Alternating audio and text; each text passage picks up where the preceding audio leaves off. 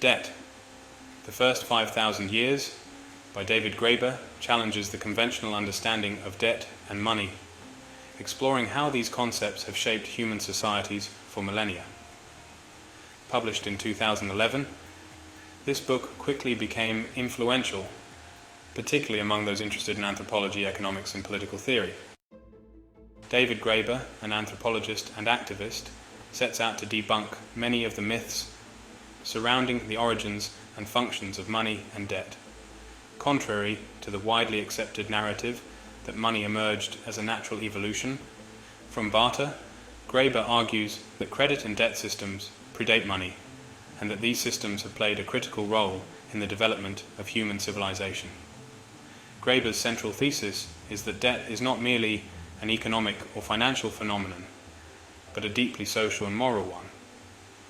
He explores how the concept of debt has been used throughout history to justify inequality, domination, and violence. And he offers a radically different view of economic history, where moral and social obligations are as important as market exchanges.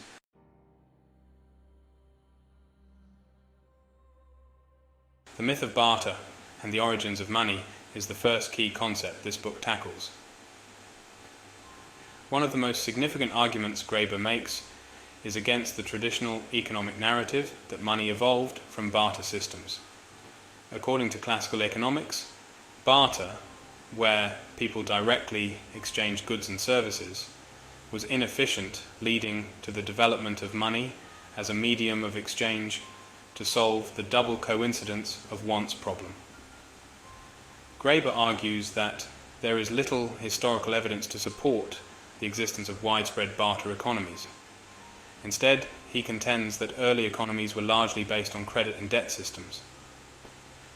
In many ancient societies, people kept track of who owed what to whom, with these social obligations serving as the basis for economic transactions, long before the invention of coins or currency.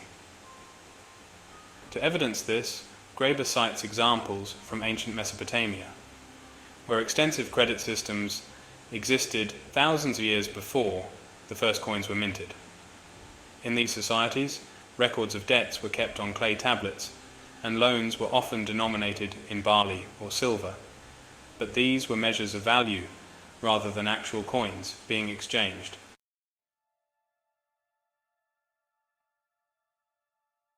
The second key concept is the use of debt as a moral and social construct. Graeber delves into the idea that debt is not just an economic obligation, but a moral one. Throughout history, the concept of debt has been used to enforce social hierarchies and justify exploitation. Graeber explores how debt has been framed as a moral obligation, often intertwined with notions of guilt and responsibility. He argues that this moral framing of debt has been used by the powerful to legitimize various forms of oppression. For example, debt has been used to justify slavery, serfdom, and other forms of coercion, where the indebted are forced to labor or give up their freedom to repay what they owe. Graeber uses examples of debt bondage in ancient societies, where individuals who could not repay their debts would become the property of their creditors. This system often led to entire families being enslaved or forced into servitude to pay off debts, creating a cycle of poverty and dependence.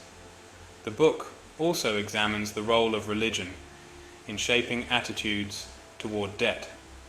Many religious traditions have recognized the dangers of debt and have instituted periodic debt forgiveness or jubilees to prevent social collapse. Graeber highlights how, in ancient Jewish and Christian traditions, debt forgiveness was seen as a moral imperative to prevent the rich from permanently enslaving the poor. The biblical concept of the jubilee, where debts were forgiven every 50 years, is one of the most famous examples. Graeber argues that this practice was a way to reset the social order and prevent the accumulation of debt from leading to irreversible inequality. The violence of debt and the state's role in its enforcement is the third critical aspect of Graeber's argument. He argues that the state has always played a crucial role in the enforcement of debt, often through violence or the threat of violence. He contends that the state's monopoly on legitimate violence has been used to enforce debt obligations, thereby maintaining the power of creditors over debtors. Throughout history, the state has intervened to enforce debts, often on behalf of the wealthy and powerful. This intervention has included everything from legal frameworks that protect creditors to outright military action to collect debts.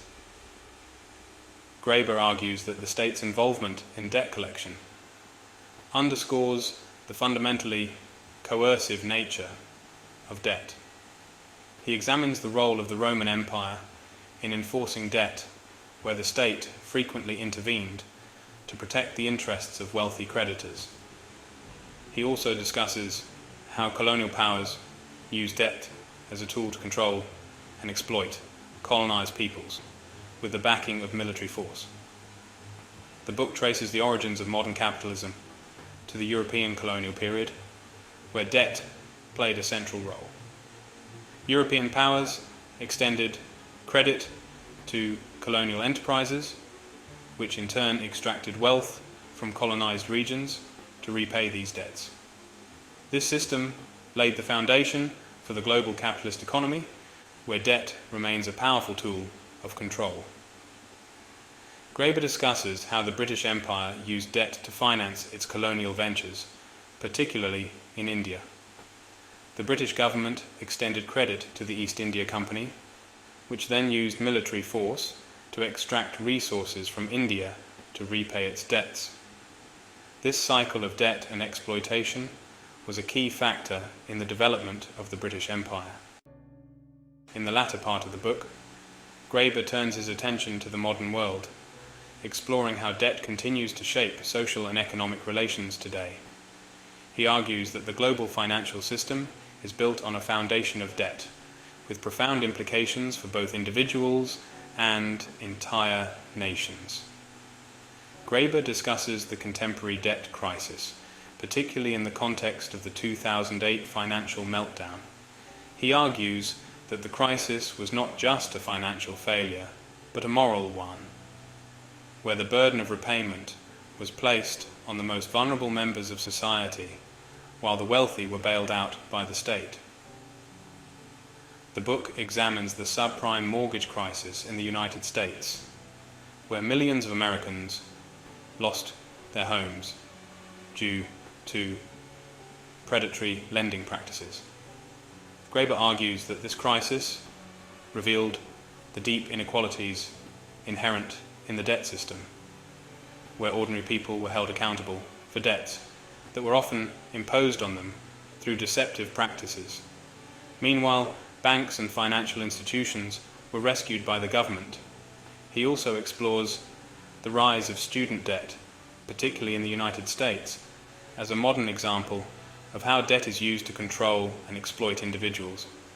Graeber argues that the burden of student debt is creating a generation of young people who are trapped in a cycle of debt and cannot fully participate in the economy or society.